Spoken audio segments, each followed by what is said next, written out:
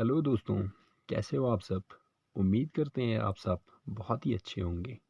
आज की इस वीडियो में हम शुरू करेंगे GK question and answer of science question, यानी साइंस जो पोर्शन है उसके क्वेश्चन आंसर करेंगे। आज की इस वीडियो में वाक पावर और एनर्जी के कुछ ऑब्जेक्टिव क्वेश्चंस हम अटेंड करेंगे। तो चलिए दोस्तों शुरू करते हैं ये वीडियो। तो सबसे पहले हमारे पास जो क्वेश्चन है वो है 1 kilowatt hour is equal to how much energy. जैसे कि हमें पता है कमर्शियल यूनिट जो होता है जो एनर्जी का जो हम लेते हैं इलेक्ट्रिकल एनर्जी, उसका कमर्शियल यूनिट होता है वो किलो वाट आवर होता है। एनर्जी का जो कमर्शियल यूनिट है वो होता है किलो वाट आवर। और 1 किलो वाट आवर किसके बराबर होता है? 3.6 इंटू 10 रेज पावर 6 जूल के बराबर। तो यहाँ पे ऑप्शन क्या होगा हमारा? ए वाला ऑप्शन, जहाँ पे किसके बराबर हो जाता है हमारा 1 किलो वाट आवर किसके बराबर होता है? 3.6 इंटू 10 रेज पावर 6 जूल। तो ऑप्शन ए इसका करेक्ट आंसर है। अब चलते हैं question number second. Question number second में है the total energy of a body falling freely towards the earth. अगर किसी बॉडी को हम क्या करें, ऊपर से अर्थ पे गिराए और वो फ्रीली फॉल हो। फ्रीली फॉल का मतलब क्या होता है? अगर हवा कुछ भी ना हो और कोई इफेक्ट ना हो उस पर, सिर्फ ग्रेविटेशन उसको नीचे खींचे, सिर्फ जो अर्थ का खिंचाव है ना वो ही खींचे, वहाँ पे हवा भी ना हो और कोई ऑब्स्टिकल ना हो और कोई फोर्स वहाँ पे ना हो, तो वो बॉडी फिर फ्रीली नीचे आएगा।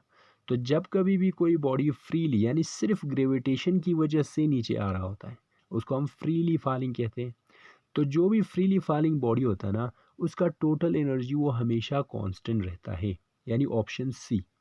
ना वो इंक्रीज होगा टोटल एनर्जी, ना डिक्रीज होगा, वो टोटल एनर्जी हमेशा वही रहेगा। यानी कोई बॉडी अगर आसमान से गिर रहा है ज़मीन की तरफ और उसको सिर्फ ज़मीन का खिंचाव नीचे की तरफ खींच रहा है और उस पर कोई असर नहीं है, सिर्फ ज़मीन का ग्रेविटेशन ही उस पर असर कर रहा है और कोई असर नहीं है, तो उसको हम कहेंगे फ्रीली फॉलिंग बॉडी।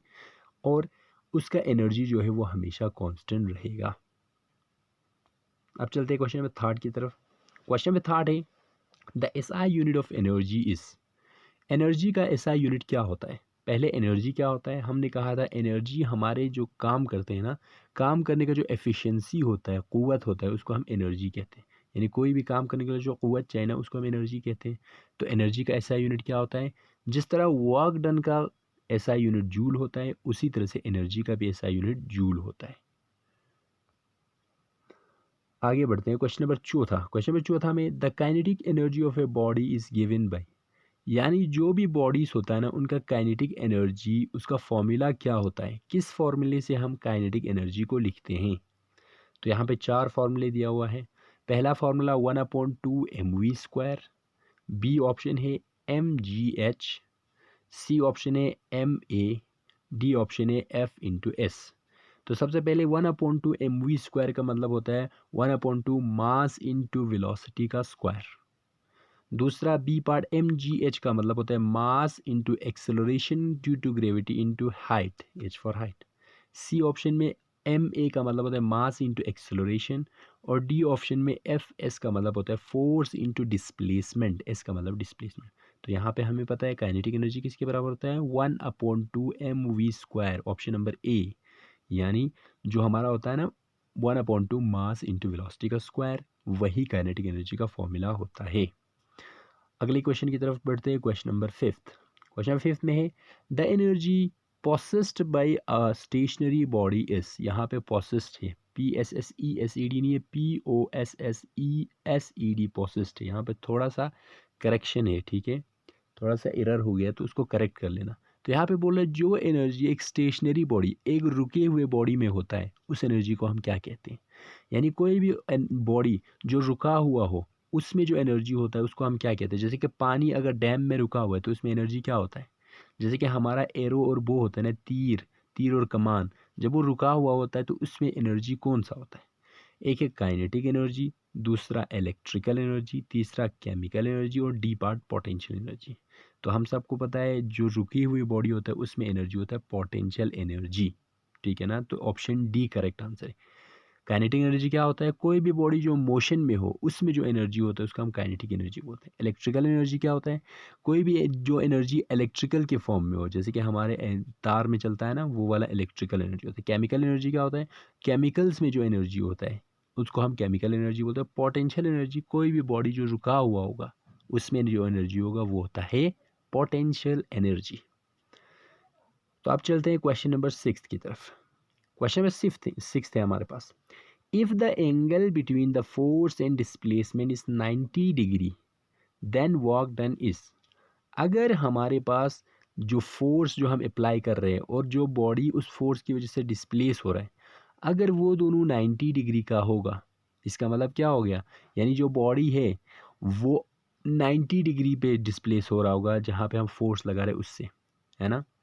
तो उस वक़्त हम क्या कहेंगे, उस वक़्त जो हमारा वर्क डन होगा वो क्या होगा।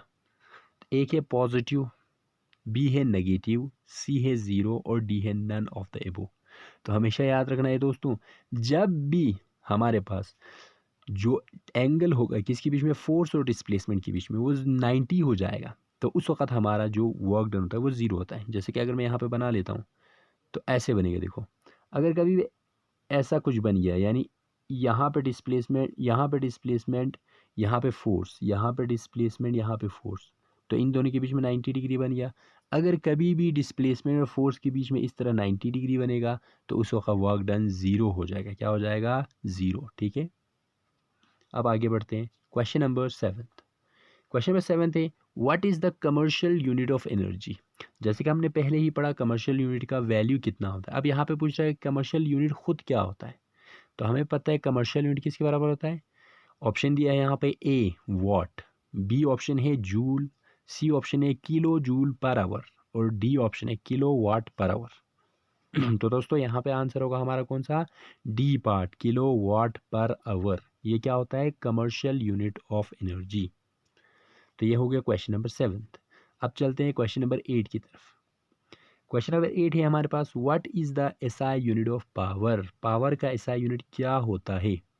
तो यहाँ पे पता करना है पावर का एसआई यूनिट क्या होता है। तो ऑप्शन ए है कॉलम्ब, ऑप्शन बी है वाट, ऑप्शन सी है जूल और ऑप्शन डी है न्यूटन। तो इसका आंसर क्या होगा, ऑप्शन बी। ऑप्शन बी क्या होता है, वाट। तो हमें पता है जो पावर का यूनिट है, एसआई यूनिट, उसको हम बोलते हैं वाट। ठीक है। ऑप्शन ए कॉलम, कॉलम किस चीज़ का होता है, चार्ज का यूनिट होता है। ऑप्शन सी जो हमारे पास जूल है, जूल किसका होता है, वर्क डन और एनर्जी दोनों का जूल होता है। और डी न्यूटन, न्यूटन किस चीज़ का एसआई यूनिट होता है, तो हमें पता है फोर्स का एसआई यूनिट न्यूटन होता है। तो यहाँ से question number 8 SI unit of power हमारे पास क्या हो गया, वाट हो गया। ठीक है। अब चलते हैं क्वेश्चन नंबर 9। नाइन्थ वाला क्वेश्चन फिर से रिपीट हो गया है। तो इसको ऐसे भी पूछा जा सकता है कि 1 यूनिट ऑफ इलेक्ट्रिकल एनर्जी किसके बराबर होता है। जैसे पहले कमर्शियल यूनिट पूछा गया, अब ऐसे भी पूछा सकता है, क्योंकि कमर्शियल यूनिट जो है ना, किलो वाट आवर, उसको हम यूनिट भी कहते हैं।